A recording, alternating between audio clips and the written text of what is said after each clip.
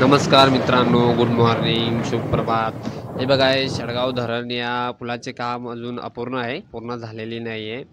तरी पण जळगाव जाणाऱ्यांनी लक्षात घ्यायचे की जरी तुम्हाला ड्युटीवरती जायचं आहे, भुसावळकडून न जाता इकडनं शेडगावकडून रस्ता चालू झालेला आहे नदीतून, आणि चांगला व्यवस्थित बनवलेला आहे, काही अडचणी जाण्या येण्यासाठी। आणि लगभग पुलाचे काम अजून अपूर्ण आहे। हे आमचे डॉगी महाराज, हे बघा दिसले का डॉगी महाराज? आणि या बाबाची जरा अंडरपॅन हरवली म्हणून ते इकडे आले होते। हे बाबाची सापडली अंडरपॅन।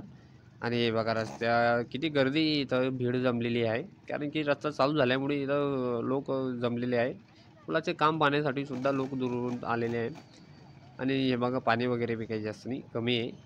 आणि गाड्या जाण्या येण्यासाठी रेडी। हे बघा, एक गाडी लागलेली आहे, या गाडीचे चाकच गायब करून टाकलेले आहे, कोणी गायब करलं म्हणजे चोरीला गेलेले, सापडलं तर नक्की काढावा। आणि हे बघा तुम्हाला धरण पण दाखवतो आता। धरणाचे काम लगभग तयार झालेले आहे। आणि हे धरणाचे पाणी अडवल्यामुळे इथं 4-5 जणांची मृत्यू झाली, म्हणजे 4-5 खेकडे वारले इथे। तर त्यांचे अंत्यसंस्कार करून व्यवस्थित त्यांचे काम पूर्ण केलेले, काय हरकत नाही।